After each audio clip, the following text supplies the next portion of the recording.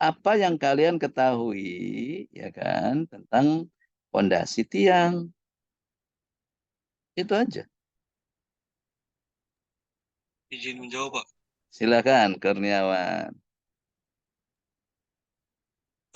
Baik, Pak. Jadi dari Ya. mata kuliah teknik fondasi satu itu udah dijelaskan tentang jenis-jenis fondasi tiang. Nah, yang saya tangkap dari fondasi satu itu ternyata fondasi tiang itu tidak hanya dari beton saja, Pak, tetapi juga ada yang dari kayu dan juga dari baja, Pak. Hmm. Sedangkan untuk dari beton itu sendiri, ada yang betonnya itu plat cetak, ada juga yang dicor di tempat gitu, Pak. Kalau yang Hmm. plat cetak itu contohnya adalah pile cap atau tiang pancang, Pak. Sedangkan untuk yang dicor di tempat itu adalah pondasi bore pile, Pak. Hmm. Ya, oke. Nah, tadi Kurniawan sudah menyampaikan, ya kan, bahwa apa namanya, pondasi tiang itu, ya, bisa terbuat dari kayu, ya, dari baja, ya. Nah, itu. Ya, nah, itu. Tapi fungsinya sendiri gimana, Kurniawan? Tahu nggak bedanya antara pondasi tiang, ya, dengan pondasi telapak? Nah, ya, tadi Kurniawan sudah menjawab dengan baik, ya, bahwa kan kita sudah belajar, ya kan, tentang definisi pondasi, kemudian kita ada eh, pondasi tiang juga udah pernah kita bahas, ya kan, minimal itu jadi apa, ilmu yang sebenarnya bisa kalian sampaikan, kan gitu, ya. Oke, siapa? eh Lydia, masih ini mau menambahkan? Ya, jadi ya hanya mau menambahkan saja bahwa kalau untuk fondasi telapak biasanya digunakan untuk bangunan yang 2 lantai saja. Jikalau sudah lebih dari 2 lantai, bisa menggunakan board pile atau tiang panjang. Jadi di sini kita menggunakan fondasi eh, jenis apa, kita bisa melihat dari kondisi tanahnya apakah baik, digunakan untuk kondisi board pile atau tiang panjang. Jadi pada intinya jikalau kita misalnya nantinya akan terjun langsung dalam lapangan dan kita dipercayakan untuk membuka suatu proyek, jikalau kita ingin membuat bangunan lebih dari 2 lantai, kita harus menggunakan tiang panjang atau board pipe. Sedangkan kalau untuk fondasi tapak hanya khusus untuk 2 lantai saja. Terima kasih Bapak. Oke. Lebih mendalam lagi, kenapa kok 2 lantai harus pakai tiang panjang, sedangkan kalau di bawah itu tidak apa, bisa menggunakan kalau lebih dari 2 lantai, apa tadi dikatakan bahwa kalau 2 lantai bisa pondasi telapak gitu ya. Kemudian kalau lebih dari itu harus pondasi tiang gitu. Kenapa? Apa yang jadi pertimbangannya, Lydia?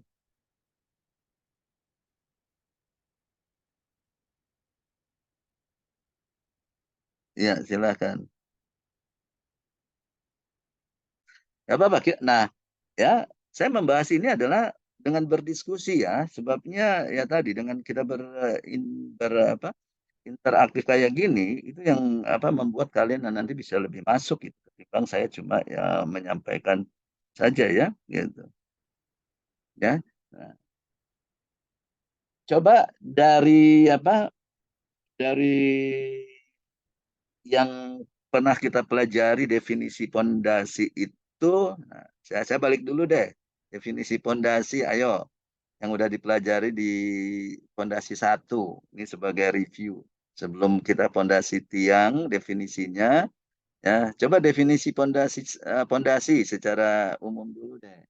Gitu, karena mungkin juga ya tadi ya, yang dari apa mahasiswa PMM ya yang belum belajar apa pondasi satu dan Juwita yang sudah belajar pondasi satu di mana eh, di Medan ya gitu kan sudah semester 7 mungkin biar lebih memahami lagi.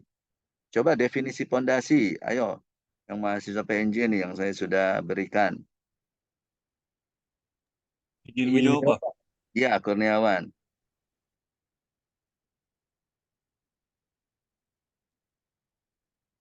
Jadi untuk definisi dari pondasi sendiri adalah bagian konstruksi bangunan yang berfungsi sebagai penopang bangunan dan meneruskan beban bangunan atas ke lapisan tanah yang cukup kuat dari dukungnya, Pak.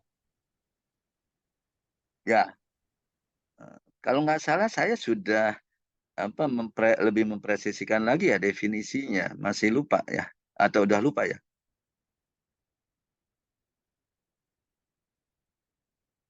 Hmm. Ini belum belum keluar PNJ sudah lupa nih ya, gitu.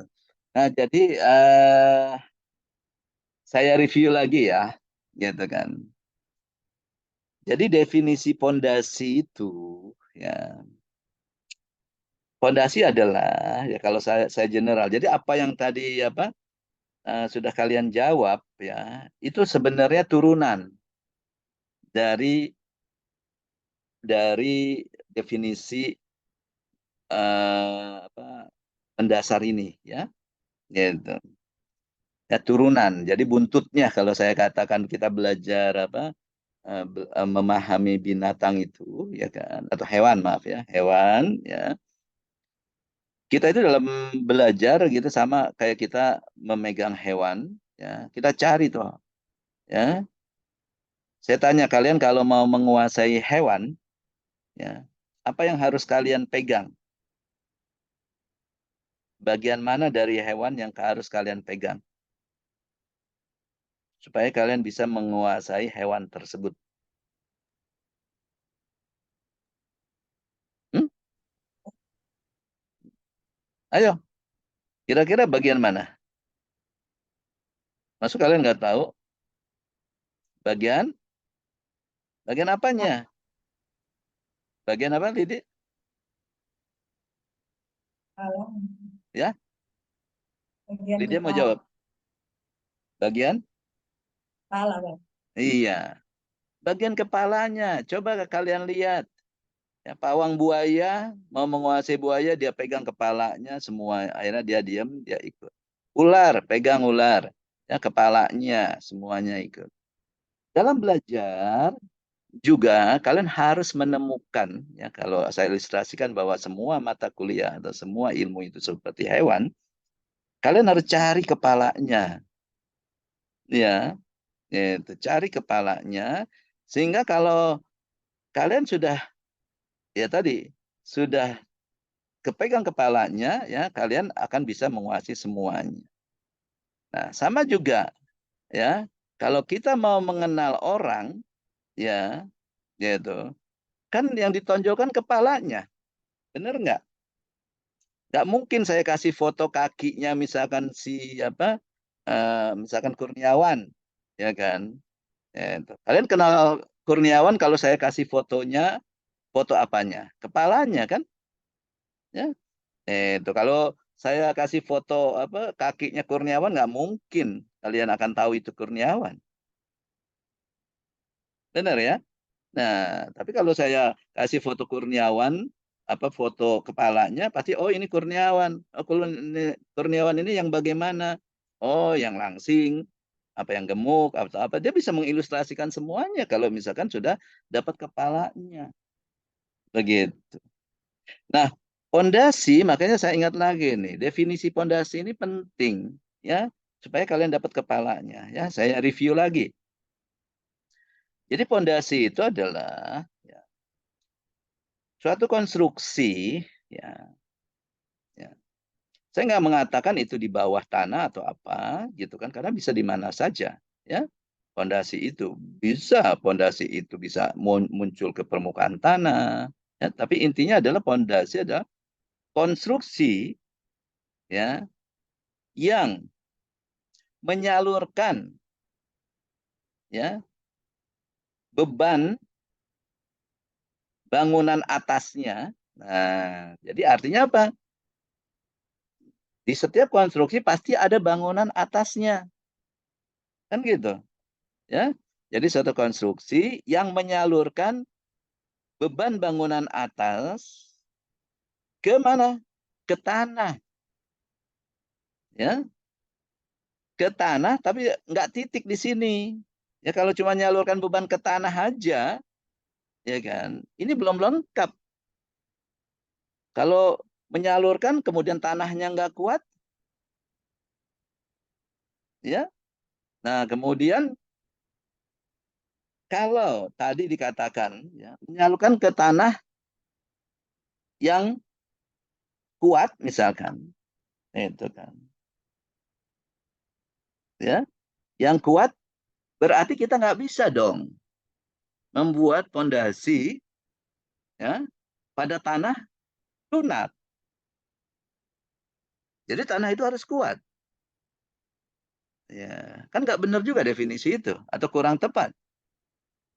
Ya, bahkan akan apa merancukan pemahaman kita.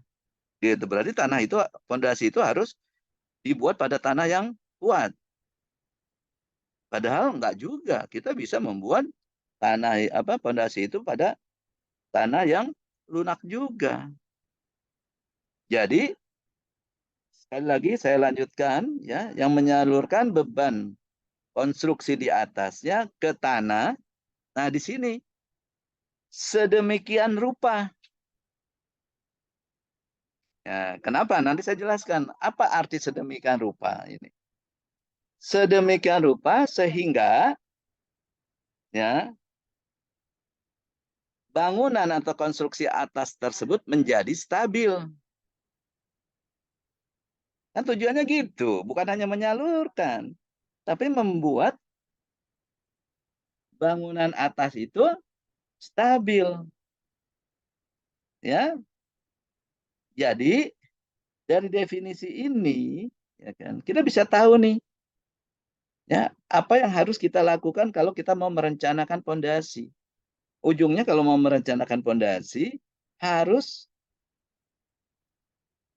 membuat ya pondasi ini supaya bangunan atasnya atau konstruksi atasnya ya itu menjadi stabil. Stabil itu tidak lain apa? Ya, kalian udah belajar mektek kan ya? Gitu. Dari mekanika struktur ya, ya stabil itu seperti apa namanya? Seimbang ya. Ya, stabil itu tidak bergeser secara horizontal kan gitu ya.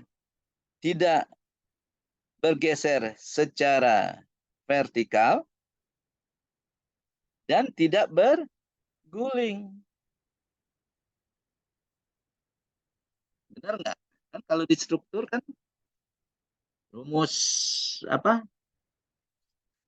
Rumus supaya struktur itu seimbang itu ada tiga juga kan? Sigma H sama dengan 0, sigma V sama dengan 0, benar? Sigma M sama dengan 0. Artinya apa? Kalau sigma H sama dengan 0, ya kan, konstruksi itu tidak boleh bergeser secara horizontal. Ya. Sigma V sama dengan 0, tidak boleh bergeser secara vertikal. Sigma M sama dengan 0, itu tidak berguling. Ya. Nah, ini yang harus kalian pahami sebenarnya ya. Di jurus apa namanya? Kuliah atau mata kuliah di teknik sipil itu simple kalau kalian memahami. Kita itu cuma membuat struktur itu ya seimbang tadi sigma. Yang kalian pelajari hanya cuma sigma V sama dengan 0, sigma H sama dengan 0, sigma M sama dengan 0. Itu ya. Itu definisi dari stabil. Nah, untuk pondasi tadi ya kan bahwa pondasi ini harus menjamin bahwa konstruksi di atasnya itu stabil. Stabil itu adalah tidak bergeser secara horizontal, tidak bergeser secara vertikal dan tidak berguling. Ya. Nah, lihat ya, dari definisi ini bisa kita turunkan ya, apa yang harus kita lakukan dalam merencanakan pondasi. Ya, saya ulang. Jadi definisi dari pondasi ya, secara prinsip adalah satu, yaitu pondasi adalah ya, suatu konstruksi yang menyalurkan beban atau konstruksi atau bangunan di atasnya ya, ya atau yang diterimanya ya, yaitu apapun beban itu di atasnya ya, pokoknya yang diterimanya itu kedua disalurkan ya, yang diterimanya ya, yang menyalurkan beban beban yang diterimanya ya, apakah itu konstruksi bangunan ya, apapun yang diterimanya ke tanah. Jadi menyalurkannya ke tanah itu, tidak menyalurkannya kemana-mana, menyalurkannya ke tanah, tapi sedemikian rupa ya sehingga bangunan atau konstruksi ya yang di atasnya itu menjadi stabil. Itu definisinya. Ya, nah, kita bisa turunkan. Apa itu stabil tadi? Stabil tidak bergeser secara horizontal, tidak bergeser secara vertikal, dan tidak berguling. Nah, ya, jadi tujuan kita merencanakan fondasi adalah itu. Kemudian kedua, ada statement menyalurkan atau sedemikian rupa dulu deh, ya. Ya kita ini, karena ada kata-kata sedemikian rupa, ya.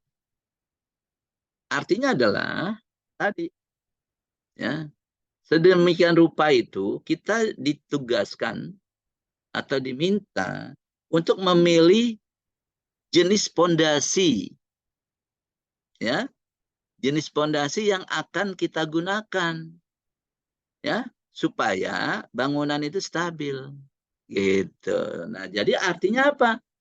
Ya, artinya tanahnya mau lunak bagaimanapun, beban bangunan di atasnya sebesar apapun, ya, kalau pondasinya kita pilih pondasi memang yang cocok sehingga bangunan itu bisa stabil, ya. Nah, itu tugas kita, ya. Itu makanya kita mengenal ada jenis-jenis pondasi, ya. Nah, oleh karena itu, ya, nah itu, ya, makanya jenis pondasi itu dibagi ada berapa? Ada dua secara prinsip, ya, secara umum dibagi dua. Ada pondasi dangkal, ada pondasi dalam. Apa definisi pondasi dangkal dan pondasi dalam? Ya, pondasi dangkal ya itu adalah ya, yang kedalamannya nah ya, tidak besar. Nah, tapi ada batasannya yang ada definisinya. Pondasi dalam itu, pondasi dangkal itu apabila ya kedalaman pondasi ya, itu lebih kecil dari lebar pondasi. Ya, kedalaman pondasi ya, lebih kecil atau sama dengan lebar pondasinya.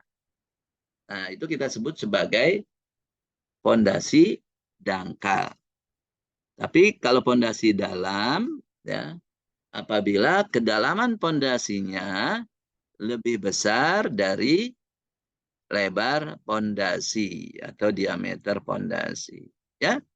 Nah, itu, ya. Nah, sehingga kita bisa membedakan mana yang pondasi mana atau jenis pondasi apa yang digolongkan sebagai pondasi dangkal dan apa yang pondasi dalam. Oke. Pondasi dangkal kita tahu ada pondasi telapak. Oke. Kemudian pondasi dalam itu adalah pondasi tiang.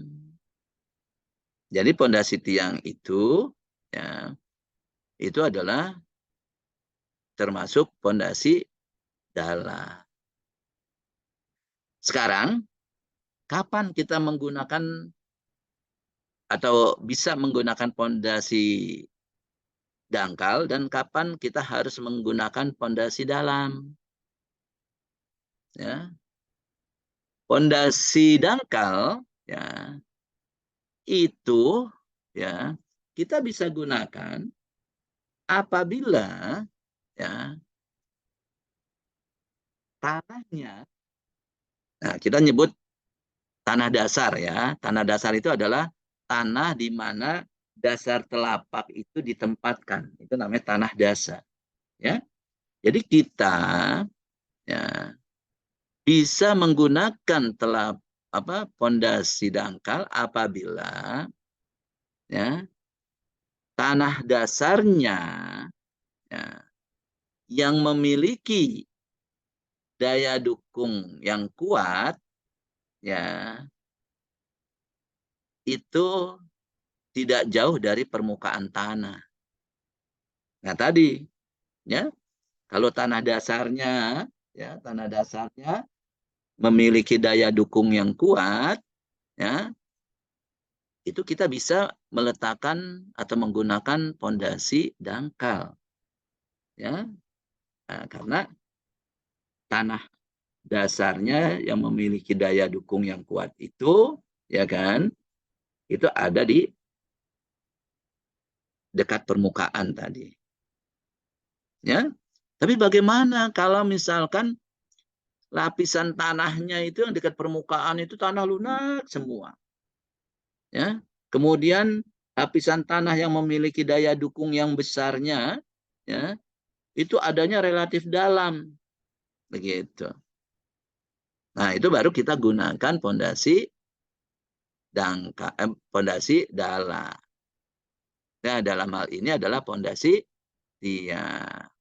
Oke ya. Nah jadi kemudian mana yang termasuk tanah dasar yang memiliki daya dukung yang kuat dan kemudian tanah dasar yang memiliki daya dukung tidak kuat, itu bisa dihitung tanah dasar itu. Setiap lapisan tanah bisa dihitung daya dukungnya ya seperti yang sudah kita pelajari ya di bab 2 di pondasi 1 ya yang kita sebut sebagai ultimate daya dukung batas ya. Jadi setiap tanah atau setiap lapisan tanah memiliki daya dukung tertentu ya gitu. Sekali lagi ya. Jadi kalau misalkan lapisan tanah yang memiliki daya dukungnya tinggi berada relatif dekat dengan permukaan tanah, kita boleh menggunakan pondasi dangkal. Nah, pondasi dangkal ini ya jenisnya adalah pondasi telapak ya. Kemudian kalau lapisan tanah keras, nah saya sebutnya begini. Kalau lapisan tanah yang memiliki daya dukung yang besar ya, nah itu kita tingkat dengan sebagai lapisan tanah keras ya gitu. Jadi lapisan tanah keras itu definisinya adalah di mana daya dukung tanahnya besar. Nah, kita sebut lapisan tanah keras. Nah, kalau lapisan tanah kerasnya itu relatif dalam dari permukaan tanah ya, itu kita perlu menggunakan fondasi dalam hal ini fondasi dangkal fondasi tiang. Oke gitu.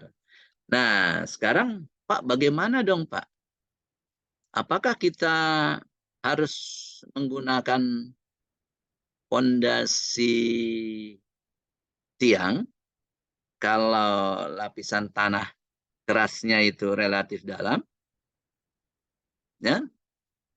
Enggak juga, makanya saya kan bilang tadi ya kalau kondisi seperti itu perlu tapi tidak harus ya.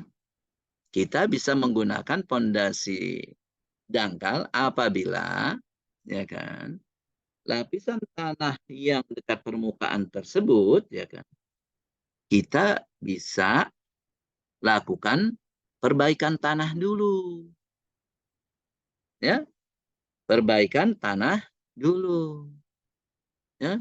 Jadi lapisan tanah lunak tuh yang daya dukungnya rendah itu, ya, kita perbaiki, namanya perbaikan tanah.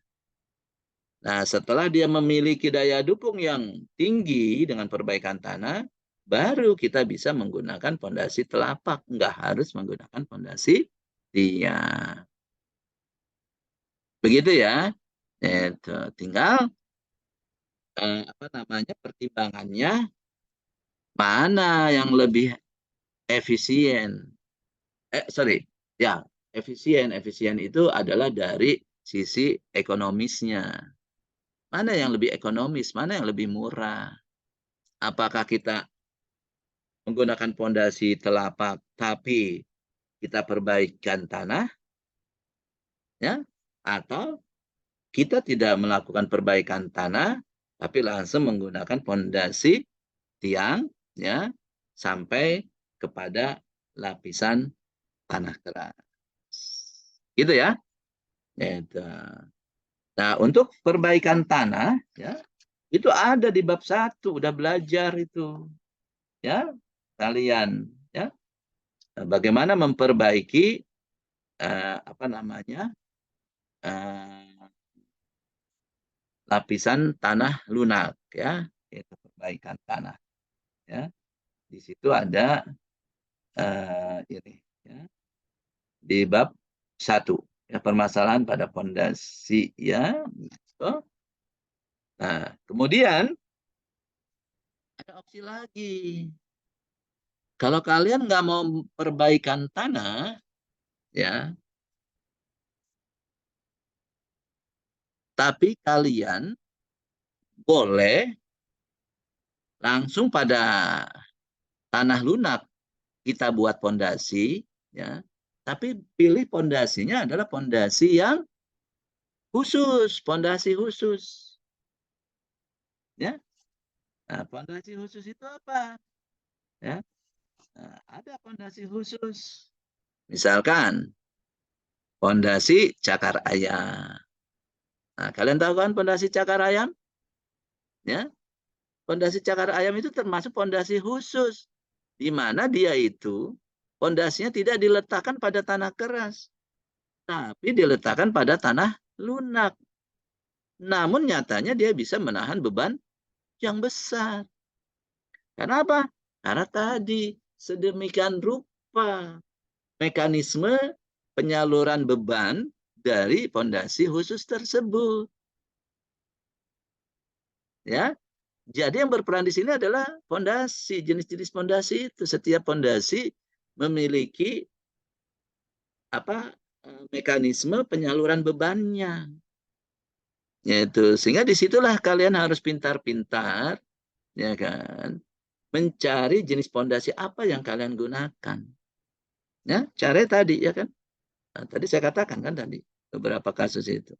Ya, jadi kalau misalkan lapisan tanah kerasnya dalam, ya kan, sebelum kalian menentukan ingin menggunakan pondasi tiang atau pondasi dalam, ya, itu ada opsi lain juga yang bisa dipertimbangkan, ya, tadi kita tetap menggunakan pondasi telapak, ya, atau pondasi dangkal, tapi dengan perbaikan tanah.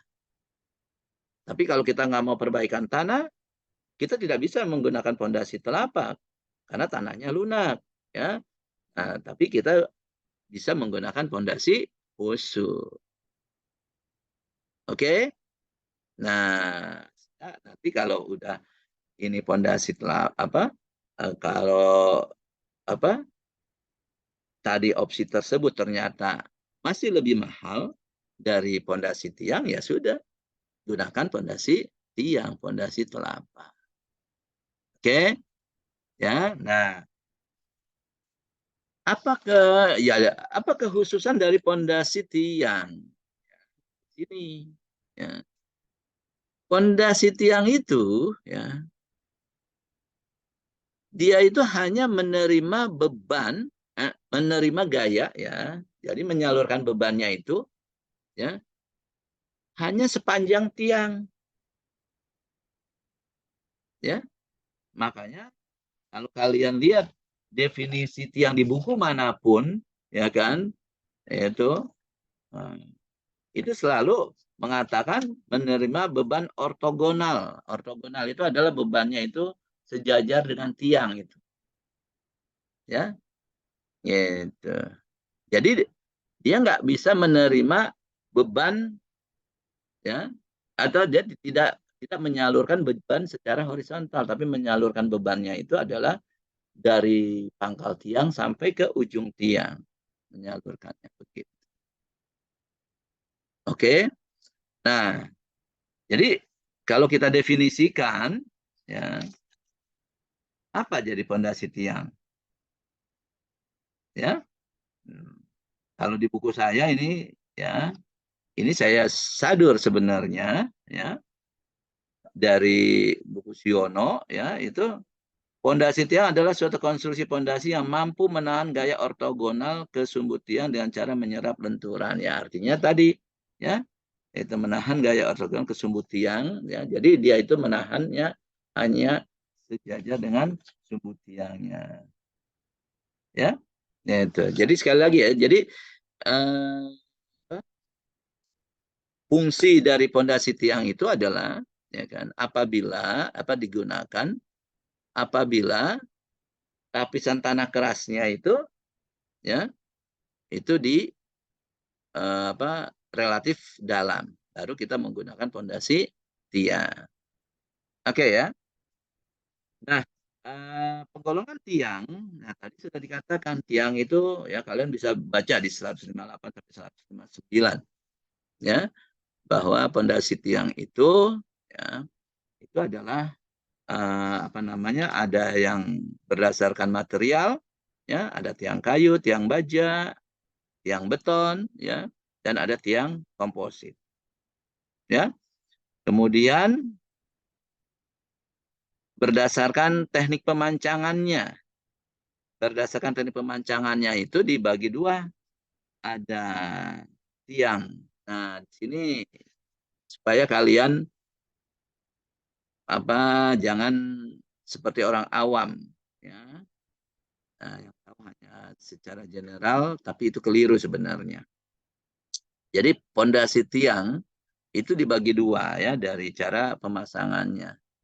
Ya, duanya apa? Satu adalah tiang bor, satu tiang pancang. Ya, itu. Nah, tapi kalau di mana? Di lapangan, di proyek, orang taunya semua tiang disebutnya tiang pancang. Ya, salah itu. Ya, tiang pancang beda dengan tiang bor. Jadi pondasi tiang itu dibagi dua. Ya, ada pondasi tiang pancang dan pondasi tiang bor. Nah, saya tanya coba, apa bedanya tiang pancang dengan tiang bor? Ayo, ada yang tahu nggak? Apa bedanya pondasi tiang pancang dengan pondasi tiang bor?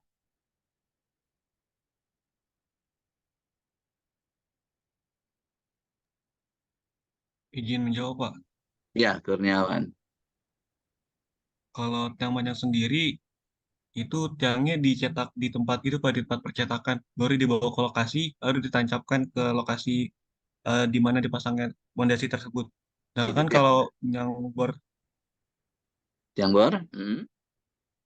kalau yang bor itu dia dicoret itu di tempat pondasinya, Pak. Jadi nggak dicetak di tempat percetakan di pabriknya gitu. Tapi dicoret itu langsung di tempat di mana pondasi itu dipasang, Pak. Kalau ini menarik, oke. Jadi sekali lagi ya tiang pancang katanya dicetak dulu tiangnya ya. Kemudian kalau tiang bor dibuat lubang dulu di lokasi, kemudian dicor di situ ya. Nah itu tiang bor ya. Sekarang saya tanya, kalau eh, saya punya tiang yang sudah dicetak ya dari pabrik, kemudian dibawa ke lapangan, Tapi saya memasukkan tiangnya itu dengan cara tanahnya saya bor dulu. Kemudian tiang cetak itu saya taruh, saya masukkan, kemudian sekelilingnya saya uruk kayak kita menanam pohon. Nah, itu masuk tiang bor atau tiang panjang.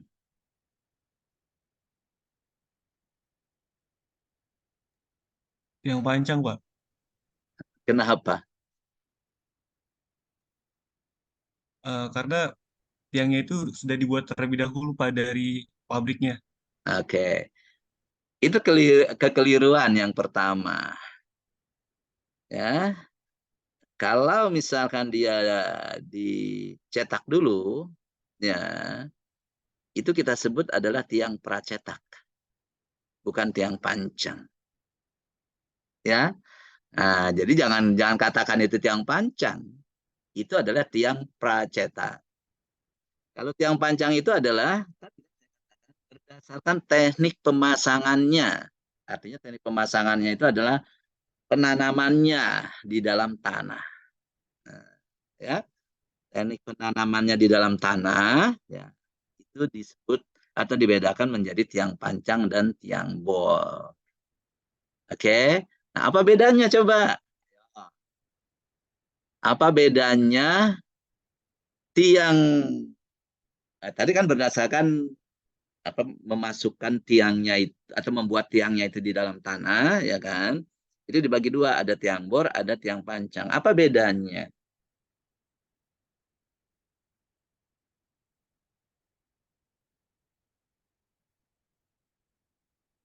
Apa bedanya tiang dibor dengan tiang dipancang?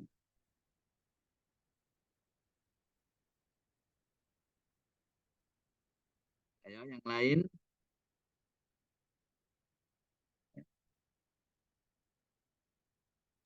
Dilihat Pak, Ayo, Ramandika, apa? kalau yang panjang tuh sama bengkel dari alatnya Pak. Apa? Dari alatnya Pak. Dari Dari alatnya, alat. pengerjaannya. Kenapa? Apa bedanya tiang panjang dan tiang bor? Kalau panjang tuh biasanya saya lihat dia dipukulin Pak, jadi beban. Ya, kalau tiang bor? Kalau dibor Pak. Oke. Ya. Terus bedanya ada di mana itu? Dari proses pemancangan dan proses di apa pengeboran itu dapatnya ada perbedaan di mana itu? Oke, tadi kamu apa Ramandika udah apa dari alatnya apa dari sisinya udah benar gitu kan? Bahwa kalau nah ini nih apa dari alatnya memang beda. Ya, tapi dari prosesnya bagaimana? Kalau tiang itu dipanjangkan dengan tiang itu dibor ke dalam tanah, itu bedanya di mana sih?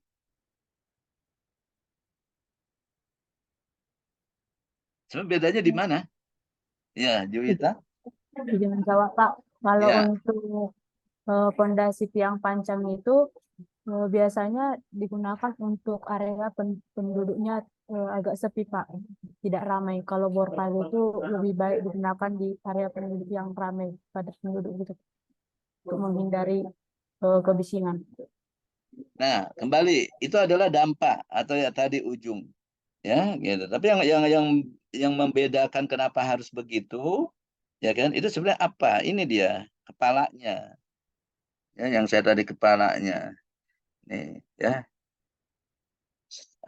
Jadi saya apa suka berpikir gitu kan, ini apa orang kita ini selalu kok apa senengnya atau taunya yang buntut-buntutnya ya, kepalanya itu nggak pernah apa ini gitu kan, nggak pernah ditangkep gitu kan, yang taunya cuma apa yang ditangkep cuma buntut-buntutnya tadi kan.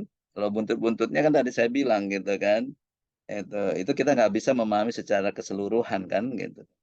Ini apakah gara-gara apa masyarakat kita atau orang kita itu senang apa makan buntut ya, itu kan. Kalau di luar negeri buntut kan nggak dimakan ya.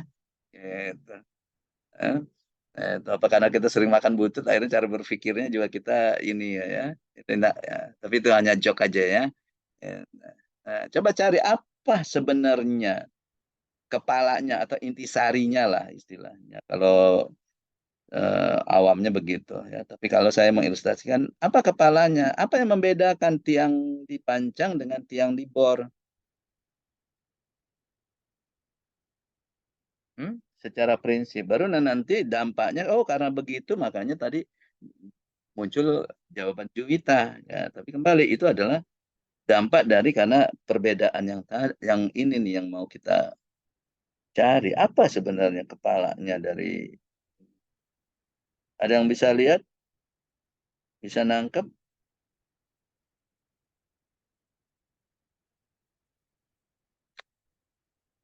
Padahal gampang ya. Kalau tiang bor bagaimana kalau mau buat tiang bor bagaimana?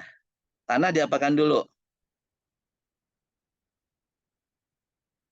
Hah? Tanah diapakan? Kalau kalau mau dibor, tanahnya diapa dulu? Hah? Tanah itu dibor kan? Ya, tanah itu dibor kan untuk membuat lubang kan? Ya, artinya Ya, apa? Lubang itu dibuat dengan apa? Mengeluarkan tanah yang ada kan? Benar. Proses bor itu gitu kan? Buat lubang, tanahnya dikeluarkan. Benar? Nah, kalau dipancang begitu enggak? Kalau dipancang bagaimana?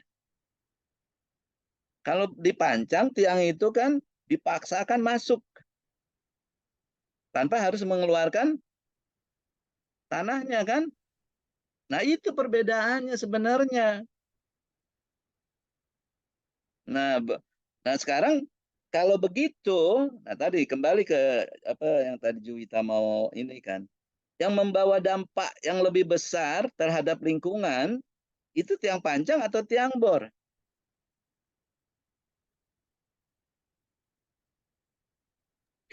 Yang panjang, Pak. Iya, tiang panjang. Ya kan karena dia itu harus mukul kuat karena apa? Memaksa memasukkan tanpa mengeluarkan tanahnya kan gitu. Jadi kan di situ ada tekanan tanah yang melawan di situ. Sehingga nah hati-hati itu dampak. Nanti dalam pemilihan apa menggunakan apakah kalian mau menggunakan tiang pancang atau tiang bor, ya kan dilihat dari lingkungannya. Ya, jangan sampai begini, lingkungannya itu banyak bangunan yang udah pada reot misalkan atau yang apa kumuh gitu kan. Ah, begitu dipancangkan di sekitar situ, itu rumah-rumah sekelilingnya bisa roboh semuanya. Nah, jangan sampai kalian salah pilih pada saat merencanakan memilih pondasi tiang kan ya. Nah, jadi begitu ya. Nah, jadi itu perbedaannya. Kemudian kedua ya, nanti nanti kita masuk pada saat perhitungan ya. Kira-kira yang apa namanya atau nantilah itu kalau kita masuk ke ini ya.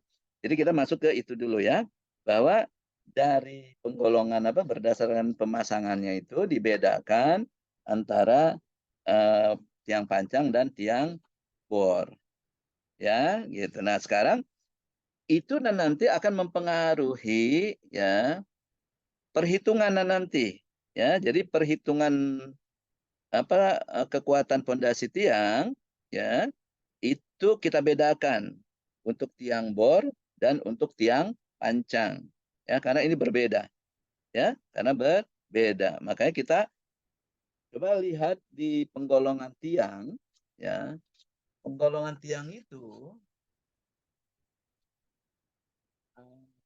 oh bukan jadi jenis tiangnya ya, kalau penggolongan tiang tadi ya udah dari ininya sekarang jenis-jenis tiang itu ada di halaman oh di bab 1 ya kita turun ini karena nggak dibahas lagi di bab 5 ya. Bab 5 cuma berdasarkan oh ada yang ini dulu deh.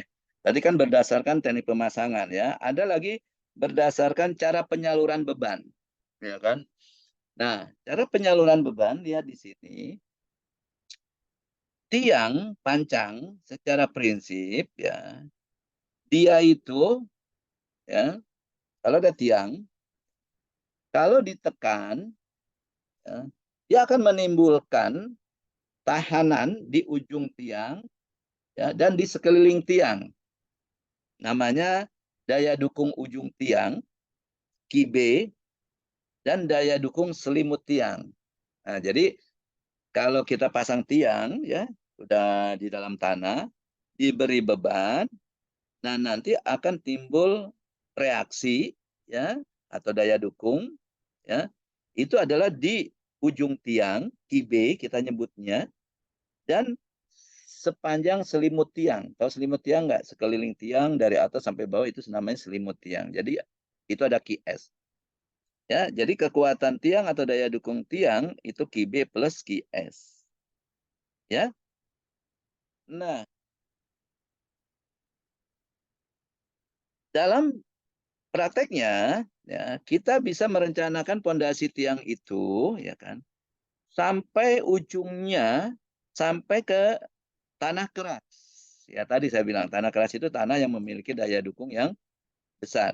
Ya, sampai tanah keras. Kalau dia sampai tanah keras, ya, sedangkan di atas tanah keras tersebut sampai permukaan itu tanahnya adalah tanah lunak, ya.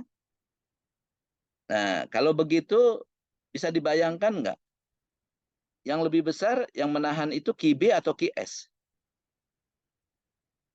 Coba kalian bisa bayangkan nggak? Kalau kita tanamkan tanah pada kedalaman misalnya 25 meter, ya, di 25 meter ini tanahnya keras, sedangkan sampai ke permukaan tanah di atasnya itu tanahnya lunak. Nah, QB bekerjanya di ujung tiang kan, di ujung tiang pada kedalaman 25 yang nahan QB. Kemudian di selimut tiang ya, itu bekerja gaya yang melawan ya atau menahan ya beban yang diterimanya, itu kita sebut QS. Kalau kondisinya kayak gitu, mana yang lebih besar menahannya, apa QB atau QS? Logika aja. Hah? Ayo coba Menurut saya di IB sih, Pak. di QB. Oke. Iya, Ada yang berpendapat lain? Nggak ada ya? Oke. Ya, memang benar. Ya, QB karena dia itu QB yang lebih besar. Ya, karena QB itu adalah berada di tanah keras. Nah, sedangkan QS kayaknya ya nggak begitu menahan. Ya, biasanya kalau udah ditahan di ujung tiang besar gitu kan, pasti ditahan oleh dia, ya kan? Nah, QB. Nah, kalau kondisinya kayak gitu, tiang jenis itu yang dimana QB-nya lebih besar dari QS-nya kita sebut sebagai end bearing pile. Ya, ya tiang daya dukung ujung ya. Nah, jadi end bearing pile. End bearing pile itu adalah ya kan tiang di mana kekuatannya didominasi oleh QB. Nah, kemudian kita sebenarnya nggak harus tuh menempatkan ujung tiang itu sampai ke tanah keras. Seandainya tanah kerasnya sampai 100 meter, kita tidak menemukan apa ya tanah kerasnya ya kecuali di 100 meter. Nah, kemudian kita bisa bayangin, wah kayaknya nggak ekonomis ini ya kalau kita sampai 100 meter ke dalam gitu kan. Udah kita buat aja lah sampai 50 meter ya kan. Nah, 50 meter ya kita cek QB-nya berapa, QS-nya berapa. Kalau itu memang bisa menahan ya, menahan beban yang ada, nah itu udah cukup ya. Nah, nanti kita masuk ke perhitungan bagaimana mengontrol itu ya. Tapi ini secara pemahaman aja dulu. Kalau QS plus QB-nya sudah bisa menahan beban, berarti udah cukup. Ya, nggak usah apa namanya sampai ke tanah keras. Nah, kalau kita merencanakan tiang seperti itu, bisa dibayangkan nggak? mana yang lebih besar, QS atau QB? Jadi artinya tiang itu hanya terletak ya pada tanah keras, tanah lunak, ya kan, nggak sampai ke tanah keras, ya. Nah, tapi QS-nya ditambah QB-nya itu cukup menahan beban. Nah, kalau kalian bayangkan, ya kan, itu kira-kira mana yang lebih besar, QS atau QB kalau kondisinya kayak gitu?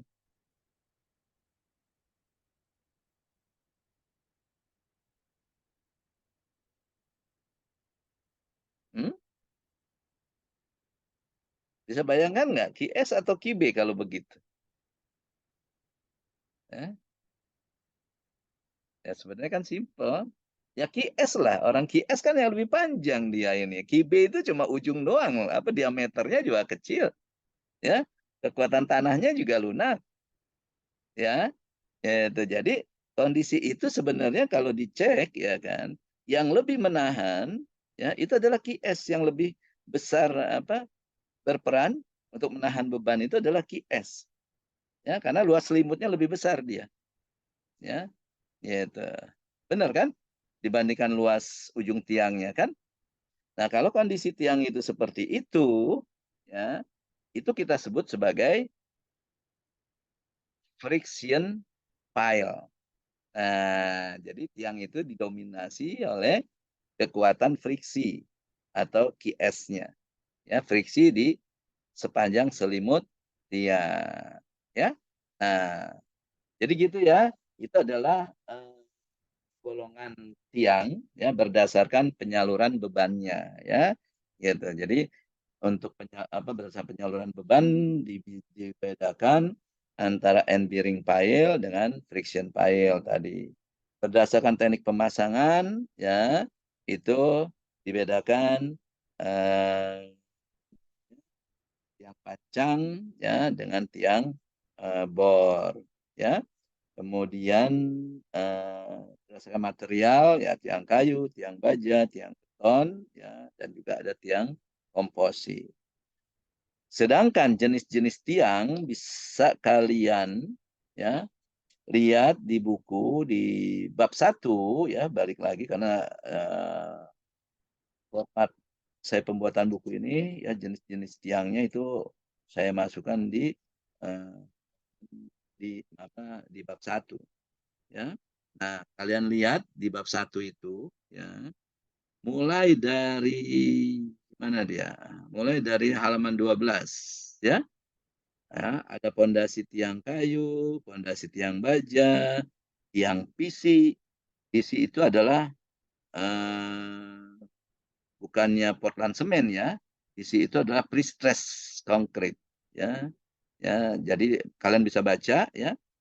Tiang PC, tiang mini, tiang Frankie, tiang BAM, tiang bor, tiang Strauss, tiang mikro ya, gitu. Kalau pondasi Kaison itu bukan termasuk tiang ya. Nah, itu lebih tapi dia masuk pondasi dalam ya, tapi namanya pondasi Kaison. Ya, jadi pondasi tiang bisa kalian lihat di situ. Nah, yang terpenting adalah dari pondasi tiang kayu, pondasi tiang baja, pondasi tiang PC, pondasi tiang mini, Frankie, tiang BAM, tiang bor, tiang Strauss dan mikro. Yang terpenting coba kalian baca ya kan. Dan ya bedakan ya, setiap jenis tiang ini dan nanti untuk perhitungannya apakah dia termasuk tiang bor atau tiang pancang. Oke ya, tolong didiskusiin bareng-bareng sama teman-teman ya kan. Siapa tahu ntar itu masuk ke pertanyaan dalam ujian tengah semester ya kan.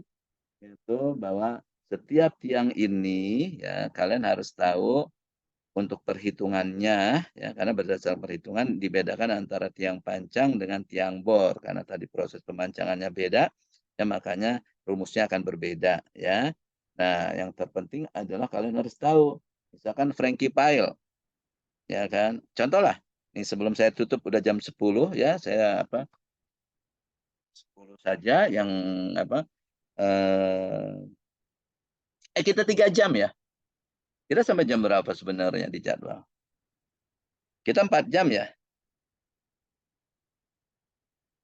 Halo?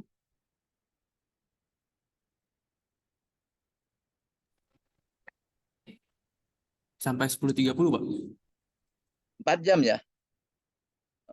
Maksudnya 4 jam pertemuan ya kayaknya ya?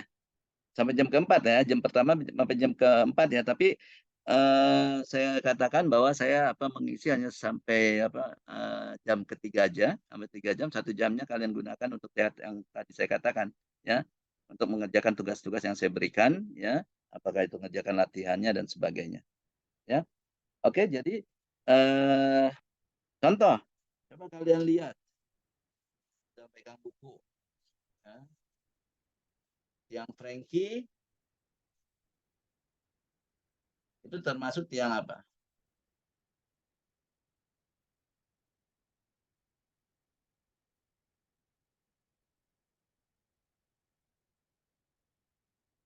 Udah lihat tiang Frankie di halaman. Karena kalau kalian salah, ya kan, nanti perhitungannya juga akan salah. Kalau kalian nggak tahu. Tuh, di halaman 15-16, tiang Frankie. Kalian lihat cara pemasangannya, pemancangannya seperti itu. Atau cara pemasukan tiangnya seperti itu. Ya, itu. Dia masuk tiang bor atau tiang pancang. Itu aja dulu. Sebagai latihan, coba. Sebelum saya tutup.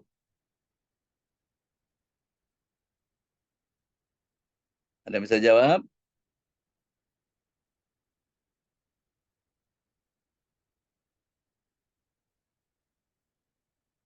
Hmm? Ntar perhitungannya kalau tiang Frankie ini termasuk tiang bor atau tiang pancang nih.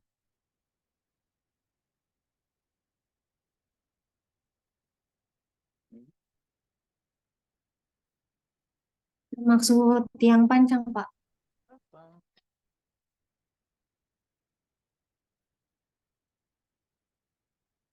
Kenapa? Siapa yang jawab tadi?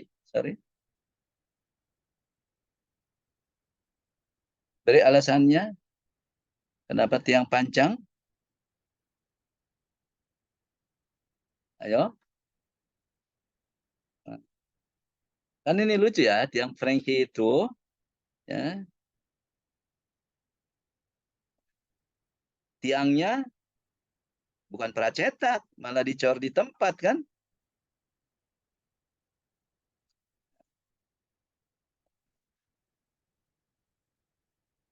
Bingung nggak? Tadi siapa yang bilang tiang pancang ya tadi? Saya, Kak Safa. Oh ya, kenapa Safa? Nggak jadi nih, Pak. Soalnya tadi saya baca awal kan tiang pancang, terus ada lagi dicor juga. Bingung kan? Nah, makanya tadi kan saya udah berikan kepalanya atau intisarinya. Apa bedanya tiang pancang dengan tiang bor? Kalau kamu pegang itu pasti bisa jawab. Bedanya apa tadi? Bedanya kan tiang panjang dengan tiang bor, ya kan? Tiang bor itu dengan mengeluarkan tanahnya. Tiang panjang kan tidak. Nah, tiang panjang kan mendesak, malah tanah itu didesak oleh tiang itu sendiri. Nah, clear kan sebenarnya? Sebenarnya ada apa? Sebenarnya jawaban Safa tadi udah benar. Jadi lubang itu dibuat, ya kan? Dia pakai pipa baja, ya kan? Tanah itu didesak dulu, ya. Di bawahnya ada betonnya, ya, kemudian dipancangkan, ditekan tuh, ya kan, ya, sehingga akhirnya, ya kan, jadilah lubang yang di dalam pipa itu. Nah, tanah sekelilingnya kan didesak, bukannya dikeluarkan, didesak itu. Kalau kalian baca, ya, benar kan?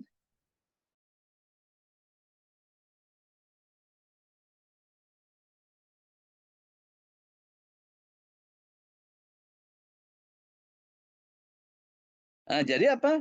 Ya karena tanahnya didesak, ya itu kan perilakunya sama seperti yang pancang itu.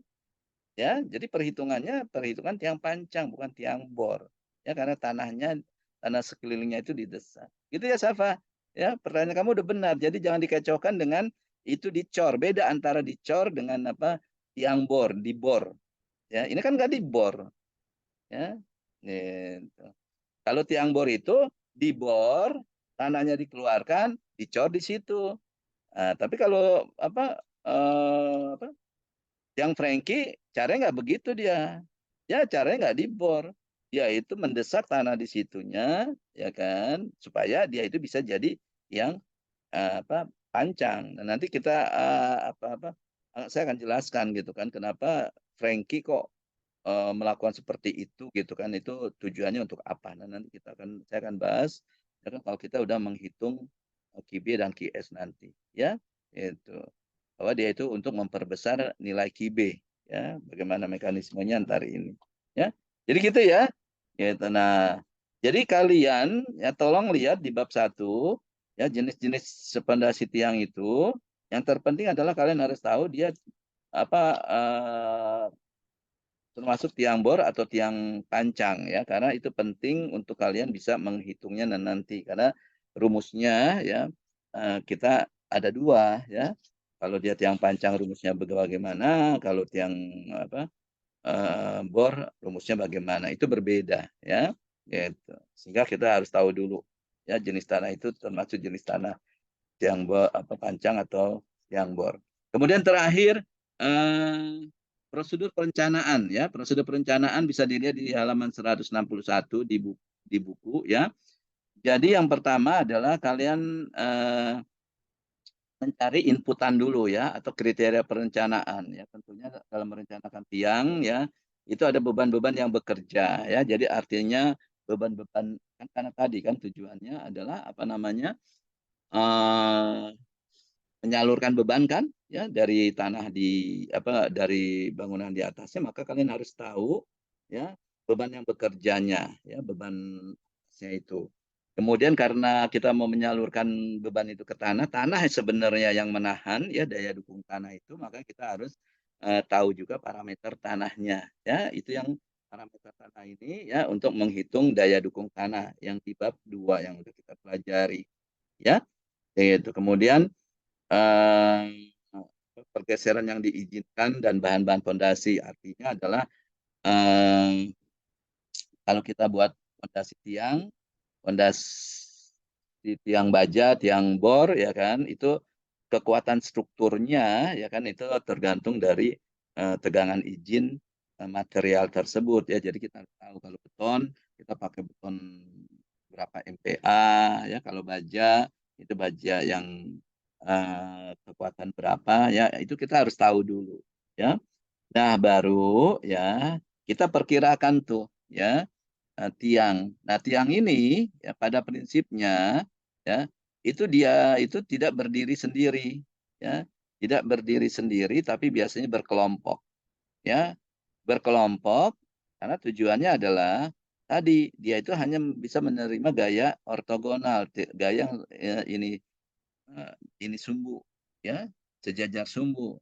Tapi kalau kita kan gaya itu kan ada vertikal, ada horizontal, dan ada momen kan. Nah kalau kita ada momen, tiang itu harus dibuat 2 ya, harus dibuat 2 sehingga kalau dibuat 2 momen itu dia itu berputarnya, yang nahan itu yang satu tertekan, yang satu tertarik gini ya. Nah, momen kan begitu. Jadi minimal buat 2 kalau ada beban atasnya itu ada momennya ya kan, itu minimal ada 2 karena dia nggak bisa nahan momen. Kalau satu kan nggak bisa nahan momen tadi ya. Tapi kalau 2 ya itu dia bisa nahan momen karena yang satu tertekan, yang satu tertarik. Oleh karena itu nanti dalam perhitungan fondasi tiang itu ya ada 2. Kita menghitungnya daya dukung tiang terhadap tarik atau terhadap tekan ya, karena bisa jadi tiang itu ya karena ada momen bisa yang satu tertarik, satu tertekan ya. Nah oleh karena itu ya dia berkelompok. Nah kalau berkelompok kita hitung dulu ya daya dukung satu tiangnya, baru kita hitung daya dukung kelompok tiang ya. Nah di situ ada yang namanya faktor efisiensi ya. Nah, kalau udah hitung itu, ya, jadi tiangnya sudah kita rencanakan, kita bisa menghitung ya berapa beban yang diterima oleh masing-masing tiang, ya. Nah, dari oleh masing-masing tiang itu, ya, nah itu baru nanti bisa kita cek, ya, tiang yang menerima beban yang terbesar, ya, itu kita cek kekuatannya, dia sudah kuat atau tidak, ya, gitu. Nah, itu yang apa ini kan di prosedur perencanaan di halaman 161. Jadi intinya begitu. Kemudian kita juga merencanakan struktur tiang, ya. Jadi tadi tiang itu menerima beban sekian, tapi secara struktur, ya, itu dia kuat enggak? Ya, jangan sampai ya tadi kita kan ada istilah menyalurkan. Menyalurkan itu artinya beban itu akan tersalurkan kalau strukturnya kuat. Benar enggak? Ya. Jadi kalau tiang nih, ya, ini tiang, katanya menyalurkan beban dari atas ke tanah, ya. Nah, kalau ternyata apa namanya tiangnya ini strukturnya nggak kuat, beban itu tersalurkan nggak ke tanah? Enggak kan? Ya patah dulu tiang tersebut. Ya, jadi definisi menyalurkan itu menimbulkan dampak bahwa kita harus mengontrol kekuatan struktur tiang. Ya, gitu. Begitu ya, makanya fungsi tiang itu adalah ya tadi menyalurkan. Nah, dengan menyalurkan berarti kita tahu, oh kita harus kontrol nih, apakah kekuatan strukturnya kuat atau tidak. Kalau nggak kuat ya berarti beban itu nggak tersalurkan, berarti fungsi pondasi tiang tersebut tidak berfungsi kan gitu. Kemudian yang terakhir penurunan, ya kita hitung penurunan tiang ya. Penurunan tiang kalau misalkan end bearing pile tadi ya bahwa ujungnya itu bertumpu pada tanah keras, itu biasanya penurunan tiangnya relatif kecil. Jadi boleh kita tidak perlu hitung. Tapi sebaliknya kalau kita tadi merencanakan fondasi tiangnya adalah tipe friction pile, ya friction pile yang tadi gantung di tanah lunak ya kan. Nah, itu kemungkinan penurunannya itu besar. Nah, kita harus kontrol ya berapa besar penurunan itu, ya berlebihan atau tidak. Kalau besar ya mau nggak mau ya kita perdalam lagi ya sehingga penurunannya relatif kecil. Begitu ya. Baik, untuk pertemuan kali ini ya saya ya cukupkan ya. Dan nanti untuk ke minggu depan ya kita akan eh, apa namanya akan langsung ya membahas rumus-rumus bagaimana menghitung daya dukung tiang tersebut ya. Nanti kita mulai dengan menghitung daya dukung tiang individu, baru nanti kita menghitung daya dukung tiang kelompok seperti yang tadi disebutkan dalam prosedur perencanaan ya. Baik, silakan dibaca-baca lagi ya yang ada di buku saya ya.